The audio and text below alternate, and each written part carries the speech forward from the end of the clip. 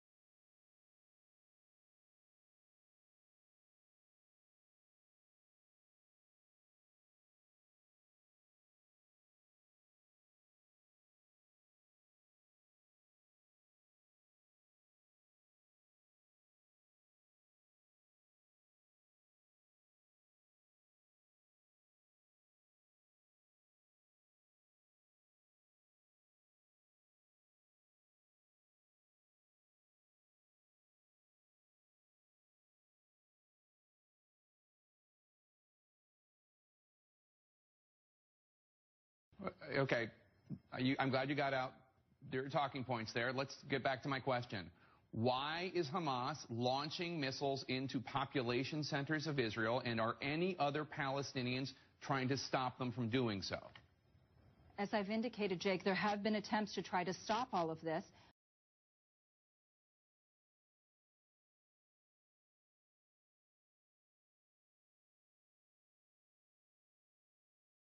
But the fact of the matter is that the Israelis have indicated that they are not interested in brokering a ceasefire or seeing any ceasefire take shape whatsoever. So this isn't just a question of people coming together and stopping them, because the Israelis have indicated very clearly that they don't want this to stop. Israel says Hamas has launched rockets every month for the past 10 years, that since Israel pulled out of Gaza in 2005, 8,000 rockets have been fired from Gaza into Israel. Well, Jake, that's actually factually incorrect. There have been ceasefires that have been brokered in the past, and each ceasefire that has been broken by Israel. It hasn't been broken by Hamas.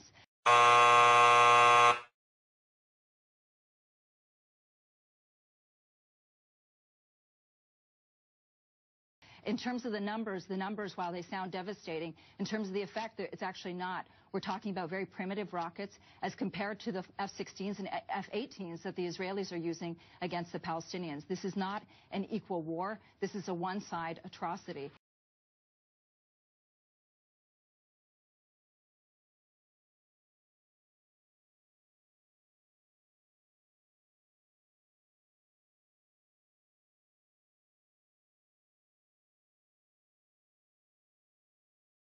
And this is why I think it's very important for us to be putting civilians in the center of this and trying to make sure that civilians are protected.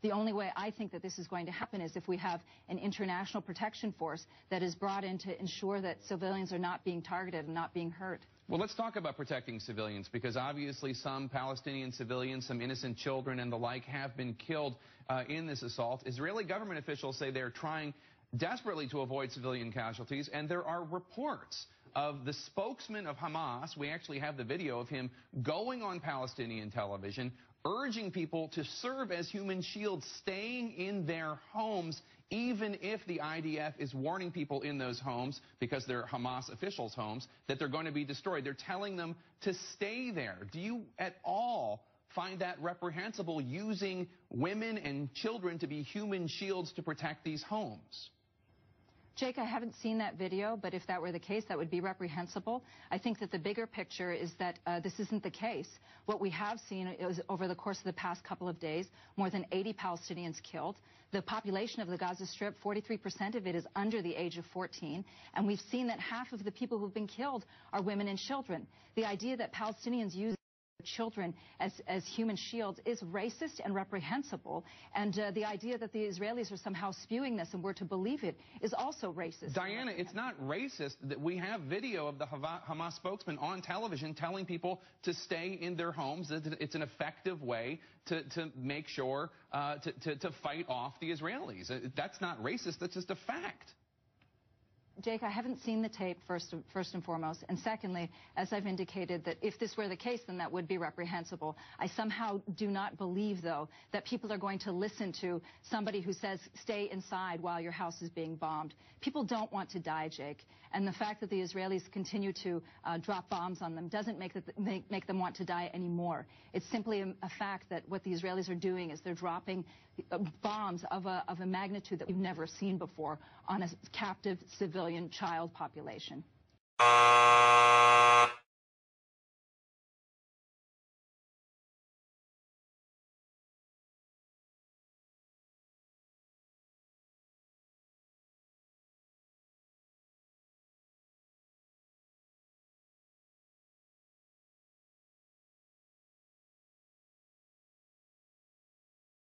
Well, it's horrific, but I can't believe that you tell me people don't want to die. There is a culture of martyrdom that we hear about all the time. One of the big differences between the horrific incident of Mohammed Qadir being killed and the 3 Israelis being killed is that whoever killed the 3 Israelis, it's possible that they will have streets named after them, and they'll get money from Hamas or from outside groups for killing the Israelis, whereas the Israeli government condemned the murder of Mohammed Qadir.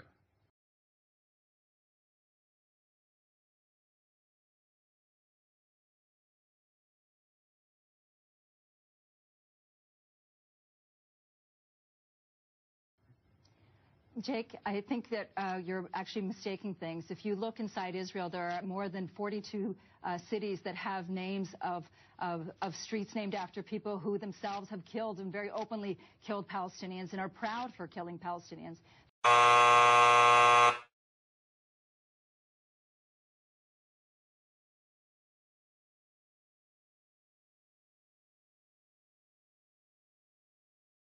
There isn't a culture of martyrdom, Jake. This is a situation in which Palestinians are being killed by the Israelis. Palestinians live and they want to live. They want to be able to live just like every other human being around the world. And this constant refrain of a culture of martyrdom is very offensive.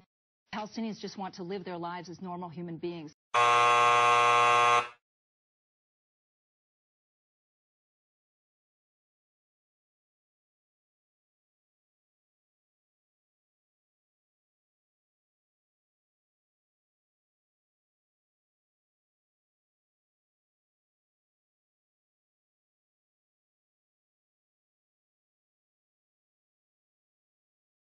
And the fact that this military occupation has gone on for such a long time is what is creating a situation in which Palestinians are dying, not because they want to die, but because Israel's killing them. Diana Buttu, thank you so much. Thank you.